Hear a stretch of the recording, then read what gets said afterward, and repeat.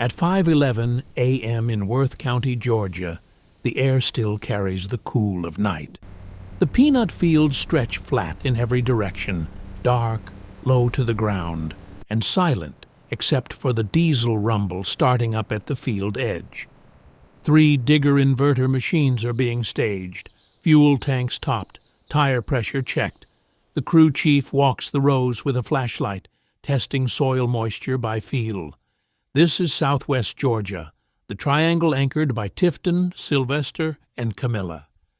Roughly 45% of the peanuts grown in the United States come from this region, not California, not the Midwest. This flat, sandy soil corridor of South Georgia, and harvest runs 60 days, late August through the end of October. The window is fixed by biology, by weather, by market timing. It doesn't wait. There are 240,000 acres of peanuts across this region. Most fields are planted in May. By August, the plant has done something unusual, something most people who eat peanuts never know. The pods don't hang from the plant's branches. They don't grow above ground at all. After the flower is pollinated, a structure called a peg, a thin, downward curving stem, drives itself into the soil. The peanut pod develops underground, invisible, hidden beneath the plant's canopy for 4 months. The farmer doesn't get to see what he's grown until the machine pulls it from the earth. That uncertainty is part of this work. By 6 a.m., the first digger is moving. The machine's blade travels 4 to 6 inches below the soil surface, cutting the taproot, loosening the lateral roots, breaking the bond the plant has spent 150 days building. Behind the blade, a series of rods and shakers lifts the entire plant. Stem, leaves, roots, and pods, flips it inverted, and lays it back down across the row in a windrow. Pods up, exposed to the sun and air. This is the first phase, the drying phase. The windrows will stay in the field for 3 to 5 days. Soil will fall away. Moisture will drop. The pods must reach a specific moisture window before the combine can run. Typically, between 18 and 25% moisture content. Below that, the shells become brittle and crack under the threshing mechanism. Above that, the load goes into storage too wet, and what waits for wet peanuts in a storage bin is far worse than a cracked shell, aflatoxin, a naturally occurring mold. It develops fast in improperly dried peanuts. It's invisible to the naked eye. It's one of the most potent naturally occurring carcinogens known. The USDA tests every load. A single contaminated batch can condemn an entire bin. Farms lose crop. They lose money. In bad seasons, they lose the year. Moisture management isn't a detail in peanut harvest. It's the entire game. By 7:30 a.m., the first field has 3 machines running parallel rows.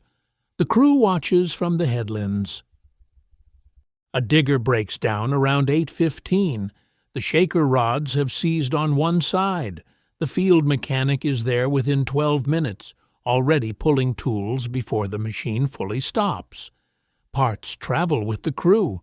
There's no time to order, no time to wait. A replacement rod is installed, tension adjusted. The machine is back in motion by 8:44. 29 minutes of downtime. The crew chief notes it. In 60-day harvest, lost time compounds. 3 days later, the windrows have dried. A combine harvester, the second phase machine, moves along the windrow at a slow, deliberate pace. It straddles the row of inverted plants, drawing them up into the threshing drum. Inside, a system of rotating bars and concave grates beats the pods free from the vine. The vines are shredded and expelled back to the field as mulch. The pods travel through cleaning sieves, removing soil, stems, and debris, and are collected into a following dump cart. The machine is loud, dusty. The cab is sealed and air-conditioned. The operator sits above a machine that processes 100 acres or more in a single day, but the crew walking alongside the dump cart, watching for plugs and checking the sample board for cracked pods. That work is open air. It's September in South Georgia. Afternoon temperatures are still in the low 90s. Water jugs, short sleeves, hats worn at angles against the sun. The dump cart fills every 45 minutes or so. When it's full, the combine pauses, the cart swings its door, and a load of freshly harvested peanuts pours into a waiting trailer. 22 tons, maybe more. The trailer hauls to a buying point, a shelling facility, or a drying and storage complex, where the load is weighed, sampled, and assigned a moisture reading. This is where the season's margins are set. Buyers measure moisture. They measure grade, foreign material, split seeds, sound mature kernels. The farmer's price per ton is calculated against the grade.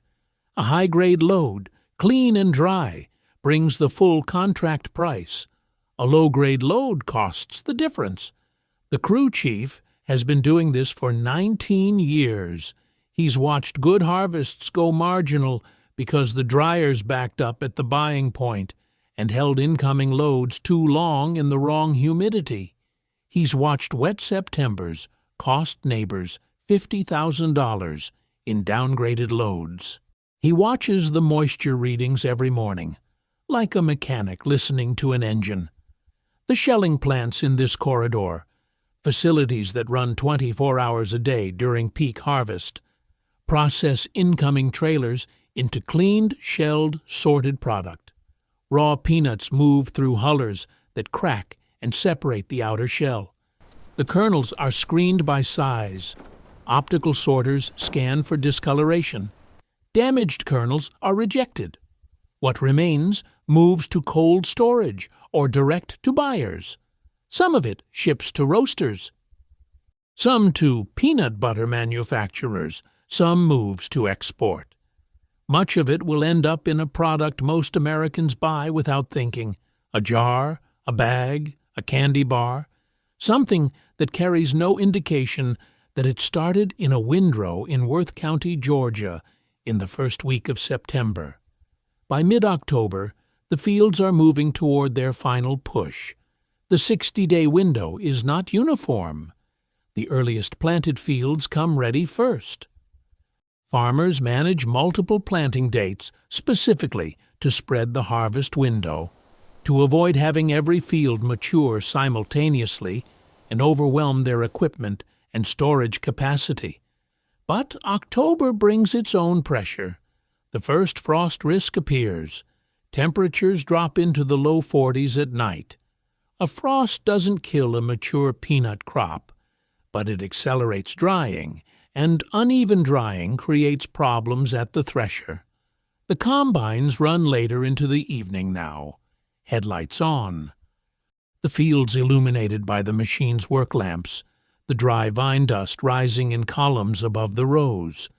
Families have farmed these fields for 3 generations in some cases. Sons who drove the water truck as teenagers are now operating combines. Daughters who sorted seed in the barn are now managing buying point relationships. The knowledge is passed without ceremony. Through seasons, through failure and yield, this is what it looks like from the outside, from the road, machines moving in flat light, dust trails above the windrows, loaded trailers pulling out of field entrances onto county roads. But the knowledge is inside it, in the timing, in the moisture readings, in how long to let the windrow sit before the forecast window closes. By late October, the last fields come out. Total yield across southwest Georgia, in an average season, will reach 1 billion pounds of peanuts or more. The 240,000 acres, the 60-day window, the 2-phase harvest, the shelling plants running extended shifts, the trailer lines at buying points, All of it converges into a number that will be distributed across the American food supply before winter. The fields are turned. The vines have been worked back into the soil. Equipment will be serviced through November and December. Blades resharpened, threshing bars replaced, bearings repacked. The crew moves. Some go south, some go home. Some will follow a tobacco strip or a pecan crop in the meantime. And the field is quiet again. Flat, empty. The soil already cooling toward winter. Until next season. Under this video, there's a subscribe button. It's a small action, but it helps document the work that happens before the shelves are stocked. If you're drawn to the rhythm of the harvest, to the crews who move with the seasons, subscribing simply means you want to see how America feeds itself. And tell us, where are you watching from? Have you ever worked a harvest? Have you seen one? Share your experience below. That's how these stories travel.